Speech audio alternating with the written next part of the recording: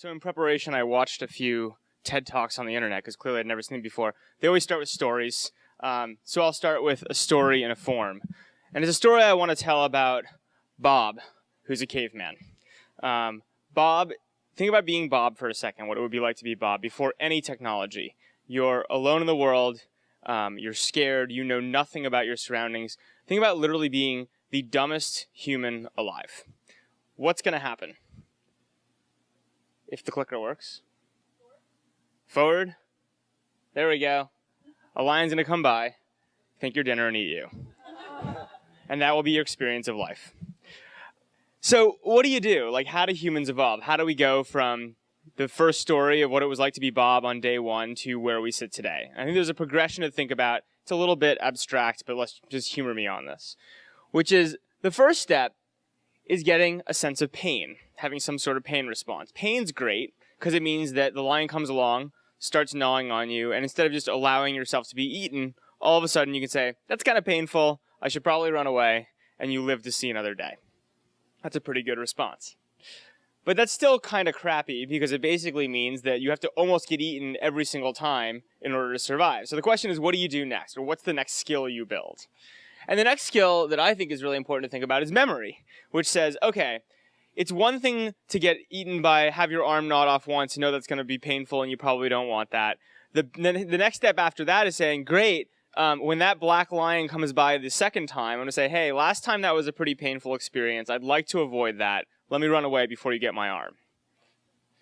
But even that's kind of bad because basically it means that the only thing you're good at is avoiding the lion that almost tried to eat you, and you knew that response. So the next thing you need on top of that is, we'll call it abstraction, which says, it's actually not just black lions that try to eat me, it's all things with fangs. So if you come by and you're a blue lion, for instance, I can say, okay, I haven't seen you before, but I'm pretty sure you're going to try to eat my arm. I better run away. So that's a pretty good skill to build on top from there. So those are all reasonable, but again, the problem with those, that's kind of the single player mode of the game, is that you end up in a world where the best you're doing is based on your own experiences. So you have to experience everything yourself in order to get smarter and better and more efficient at living lives, and that's obviously not great. So what you kind of build from there on top of into is being able to not just leverage your own experiences, but the experiences of those around you in terms of living a better life.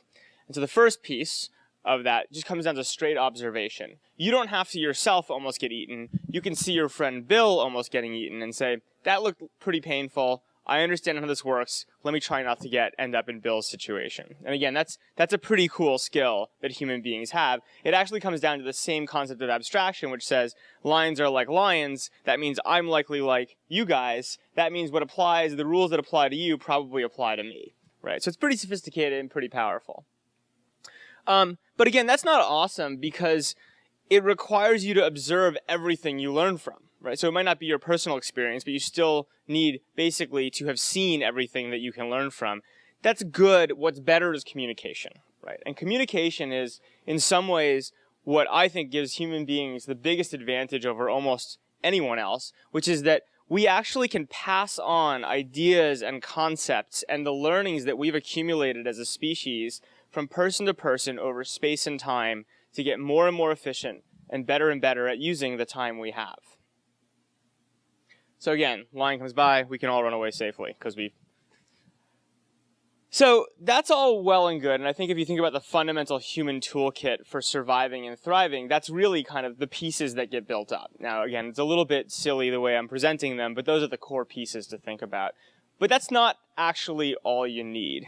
And it's not all you need because there are cases where sharing information, communicating, actually make you less well off. One example of this would be, just think again, you're a caveman, you find some berries over there. There's a finite number of berries in the world. You know where the berries are. Telling everyone else where the berries are actually doesn't necessarily make you better off, right? Because it was something that you had access to, and now you've shared information that makes you actually less well off. So there's kind of some complexity in terms of what information we share with each other, how we trade with each other on a bunch of different levels. And we kind of overcome that by layering on top of communication a concept of trade. And this is very complicated, and there are lots of different aspects to it. But what it basically boils down to is that you can do a tit-for-tat, evolved game of allowing people to interact with each other and give one thing or one piece of information or one type of resource in exchange for information which helps the other person live a better life, right? So there is this kind of cyclical, nice nature of trade built on top of that. But even that actually has some serious problems. And when you think about things like lying, right? So what prevents me from telling Bob that actually dinosaurs are lovely creatures, and if you see one, you should run towards it and go pet it? If you know I love the kind of story that gets told, which is if you're swimming away from a shark, you actually don't have to outswim the shark. You just have to outswim your friend, right? So the point is this information stuff gets really complicated when you think about how we kind of live as a species and interact with each other, all on the premise of saying that information helps us over time live better lives. So there's this fundamental question that built up, which is who do you listen to? Who do you share with? How do we interact with the world? And, slipping it down really thinly, I think the reality is that you can think about a lot of these questions on the single player game of how do I survive on my own? What are the skills that I actually build up and people have to get better and better at living your own life?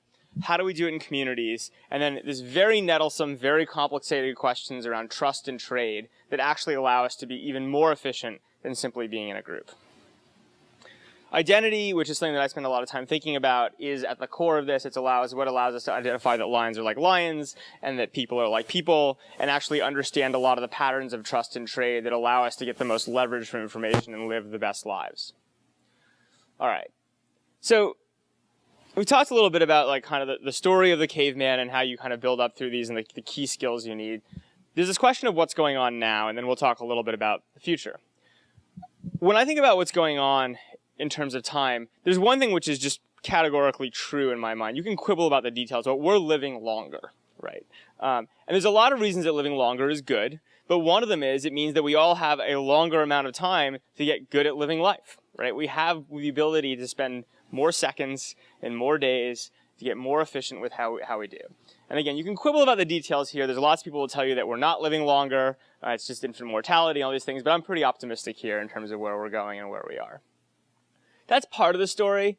But I actually think there's a layer on top of that, which is that technology, or you can talk about it as efficiency, effectively means that not only are we chronologically living longer, we're actually able to leverage every second and every interaction in such a deeper way that we are living, I would argue, every day a week or month of what it was like to live in 1900, right? So I like think about this just in terms of travel. Think about how long it took to get across the country 100 years ago versus how long it takes to get across the country now. If you don't denominate in seconds, but instead denominate in the percentage of your life, right? You could make a strong argument that all of us are living hundreds of years already in our short 70, 80, whatever it ends up being years. There are two pieces to the technology piece of this. One is I consider talking about moving atoms, the other is bits. So the atoms piece is simple. It's the airplane. We just move faster, right? It's cheaper, faster, the whole 9 yards. The bits piece, especially in Silicon Valley, is pretty obvious. We can communicate a lot faster too. And those are, again, the fundamental concepts that allow you to build up into a world of kind of what we're talking about in terms of efficiencies around living life. So few things, though, here. One is that these changes aren't evenly distributed. So let's first talk about physically moving around. You're sitting, on the west coast of the United States. It used to be that you could basically go as far and as fast as you could walk, right? So, something that was 5 miles away was 1 unit of time away, and something that was 10 miles away was 2 units of time away, right? But airplanes and our transportation infrastructure has changed that pretty dramatically. So now you make the argument that you can get to Asia in 8 hours, 9 hours, depending on how you count, right? Which is actually shorter in a lot of cases than when you think about the connecting flights you take than it takes to get to the middle of the country, right? That's a fascinating thing to think about and map out, which is that people talk about the geography of our world and how information and time bends. The reality is we're much closer to some places that are much further away than things that are actually physically closer to us, which I think has pretty big cultural impact. The second piece, obviously on top of that, it's kind of an obvious truism, but the internet or the communication piece flattens this all out down to a pinpoint.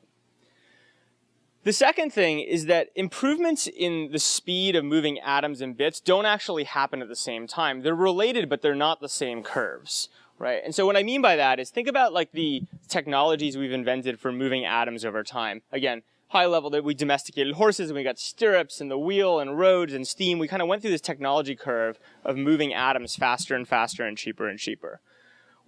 What this basically does is gives us access to more and more trading partners, right? So the faster and faster we can move goods and services in ourselves, the more and more people we can interact with. And if you believe any sort of form of classical liberal economics, that makes us better off, right? By creating efficiency and all sorts of great things. We've also invented these successive technologies for moving information or moving bits. So cave drawings, pretty good for lions. Writing, cryptography, the printing press is a sweep of technology that effectively helps us move information around more efficiently. That doesn't actually expand the number of trading partners you have, but what it does do is allow you to much better understand who you're interacting with and be more efficient in those interactions. Less and less are you going to end up in a situation where you see a lion, you don't know whether it's going to bite you or not, right? Because of information. So the key piece here is that these improvements don't actually happen at the same time. They're related, but they're not the same. And so what we've done as a society is we've built up what I would consider a bunch of social hacks that sit in the difference between the speed of information and the speed of moving physical objects, right? So you can make the argument, let's talk about manners for a second. Or let's be even more specific, let's talk about how you dress. This is a code. You are all wearing codes. Right? These codes are designed to help us better interact with each other, to know how to kind of respond to each other in various ways. And this isn't new. If you go back to, looking at the way nobility in Europe dressed and interacted, it wasn't just frivolous, right? It was actually designed to help them understand who's noble, who wasn't, how to interact with people, who to trust, right? That's not fundamental technology. That's a social hack based on the fact that it was pretty easy to go to London or pretty easy to move around Europe. But it's pretty hard to know anything about the people you were interacting with when you showed up there because the bits just didn't move fast enough. All right, so what's our generation? How does this play? And then how does it play into time? Our generation, we've gotten 3 new superpowers recently. We've gotten infinite memory. It used to be you had your onboard local memory. Now you effectively can remember and use all information that's ever been created ever. By yourself, by the people around you, by everyone that has come before. We are tending towards a world where all that information is actually online and usable in the decisions you're making. The second, which is pretty awesome, is you can now speak to everyone on Earth instantly for free, right? Go back 100 years and tell someone they could do this, and that's a superpower. They'll make a comic book out of you, right? But this is a huge deal, and this is the reality that we are moving towards living in very rapidly. The third is that you get a lot more processing power than you ever had before. This allows you to create a lot more meaning from kind of all the small interactions that happen in the world and actually turn that into insights that you can share and use to live better lives with the time you have.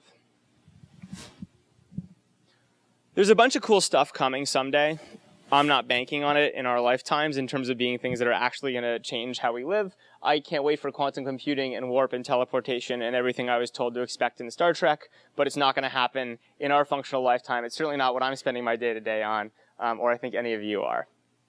All right, so we're back to this concept that we have these kind of social hacks that come from the inequality between bits and atoms, and the fact that even though we're living longer, it's not evenly distributed, the patterns on which we are. And I would argue that we're this hacker generation that actually gets to innovate in the space of all these interactions and evolve them given kind of the new reality of how information flows. So what's going to happen? We'll blow through a few things, and then I'll close it out. First, I think information is going to tend to cluster and centralize, and this is just an argument about physics, right? Which is, there's the speed of light. The question is, what's the most efficient way to process over it? The answer is that centralizing data in certain places makes a lot of sense. The second, which I've already hit on, is we're going to benefit from all human knowledge ever, right? So it used to be, if you go back, you basically got 2 status updates in your life in a newspaper, a birth announcement and a death announcement. Sam was born, Sam died, right? Over our lifetimes, we've filled that in. We can share more and more efficiently with basically publishing devices in our pockets. I think that's going to continue to ramp up. And that means that we have more and more benefit of those people around us and that we're interacting with. There's some correlates to this. We're going to do it a lot faster. There's a bunch of reasons for this. It has a bunch of impacts. I'll click through this quickly. That's what happens. And I think we're going to do this in a much more structured way. So I think the reality is the future looks a lot more like the Borg, not like HAL. Third piece, we're going to be locals everywhere. This used to be that we'd be locals everywhere. People would think that because everything was going to be the same. It's a great episode of The Simpsons where Bart walks into a mall and everything is a Starbucks except for one store. the store is closed, and I say, why are you closing? He said, we're becoming a Starbucks. That was a vision of the future that I actually don't think is playing out. Instead, what's playing out is because we get these informational advantages, we're actually moving towards a world where we're just going to be locals everywhere. Every bar is going to be like your local bar, and they can be different, but you can instantly pick up how to interact with people and how to live efficiently, get the leverage of a long-term relationship without the cost of having to actually build one over 20 years. Travel is going to get more exotic. So for a lot of reasons, you're not going to have to go to Disney World only as the only place to go on vacation. But all of a sudden, a lot of travel experiences get unlocked that wouldn't otherwise be possible. Cool bars are going to get more secret because, again, as information kind of ripples out into the world, people are going to actually take when they want to meet with a certain set of people, they're going to be pushed underground in a bunch of ways. And Lower Manhattan is going to get uncool. Thank Google Maps for this. It used to be the tourist state in Midtown because it was on a grid and easy to understand, and Soho was pretty cool because it was impossible to understand unless you had that informational advantage. Now it's pretty easy to get around Soho, so I'm still waiting for my hometown in northern New Jersey to get cool. 4, cost structures. This is actually, I think, one of the most things that's going to change the most about how we live, and it really is an efficiency and time thing, is that cost structures are going to variabilize, and I actually think that in the distant future, only poor people will own things, right? Ownership will be an inferior good. And this is because, effectively, the reasons you own things is because you can use them on demand and you get appreciation. Appreciation's gone. And on-demand use is actually becoming less important or as a key variable because you can get on-demand use through all sorts of other services without owning things. The value because of that, your option value actually rises. And then maintenance, I think, is a non-issue for a bunch of different ways. So we're already seeing this in like a bunch of ways. I think this is going to happen everywhere. Last big macro point here is that social capital is actually getting much more fungible, and as a result, all the things we used to use to proxy information are getting less valuable. So I went to Harvard. I hate to break it to myself, but the value of having a piece of paper saying from Harvard is depreciating rapidly, right? Because as it's easier to move information around, I don't need this piece of paper anymore, right? You can just say, hey, what do you actually know, right? I can evaluate that rather than actually just saying, hey, do you have a piece of accreditation?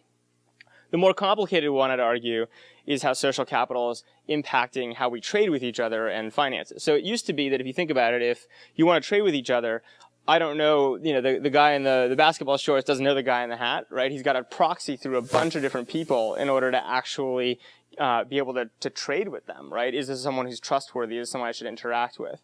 We came up with this really cool information hack over the last few hundred years, which is the idea of central banking, right?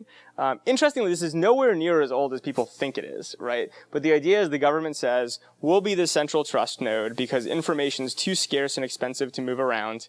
You guys can all trust us, and now we can use little pieces of paper to proxy trust rather than being able to have to go down the whole chain. Now, when information speeds up, you end up in a world where all of a sudden, this kind of, the triple hop that used to be very expensive gets very cheap. And all of a sudden, you can build social relationships and trade in social capital in forms that just weren't possible before, which again cuts against some of these social hacks. I would consider currency a social hack that have been built on top of kind of the fundamental economics of information. So there's some really cool implications to all this stuff. I'll call out one that I'm particularly excited about, which is, again, you think about the balance between the social economy and the cash economy. They've always existed in forms. You can think about the last 100 years as the story in a lot of ways of the cashification economy. Women going into the workplace is a great piece of this. Before women were in the workplace, it wasn't like they weren't working. They were doing tons of stuff for their communities and at home and actually building a lot of economic value in the world. It's just it wasn't denominated in dollars necessarily, right? So we went through a sweep of actually the cashification of our interactions. And I would argue at the marginalization of the social economy to some degree, I think that's reverting, right? And so as a result, there's an argument that says that over time we're moving towards a world where the social economy is becoming a bigger percentage of our total interactions, and the cash economy is going to become still relevant, less relevant though. And this has some really interesting questions and raises some interesting issues about how we run our country and taxes and our government. Because all of a sudden, if we're told, which is true, GDP is not growing that fast, there's two pieces to that. One might be that the economy is not growing that fast. The other might be that we're just not measuring the full economy, and the balance and the ratio between social capital and physical capital is changing. All right. So I spend all my days practically working at Facebook on things like timeline, right? And this is our attempt to help with some of these problems, right? Give you a place where you can store and express your story, a place to share with friends, to build these interactions, which helps us live longer lives, not just chronologically, but in terms of the efficiency we can get in our interactions. We're not the only ones. Tons of people are out there doing this, and they kind of fit into two categories, I'd say. There are companies that are focused and people that are focused on sharing, and there's people and companies that are focused on what's kind of commonly referred to as quantified self, or ways of better understanding the data about our lives. I'm really excited because I see these things coming together, right? And as they come together in various ways, and there's a lot of hurdles about how do you share with whom you want, and information density and all these problems. But the net is as they come together, I think what we're actually going to get to is a world where we effectively are living so much more efficiently, and therefore effectively so much longer than we are right now, that I think great things will happen in terms of where we're going to get to. All right, so what I'll leave you with is just this concept that I like to think about, which is that effectively getting these things right will allow us to bend time, right? And that is just, to me, I think one of the most exciting things. It's one of the reasons to get up and work every day, is the fact that when you think about what time means and how we value it and how we think about extending it, it's not just about, as we've heard a few times today, being able to age slower or being able to live forever. It's also just about being able to benefit from and interact with not just our own life experience, but the experience of everyone in the world currently living, and the experience of everyone in the world that has ever lived, in order to live a better, happier life. So thank you.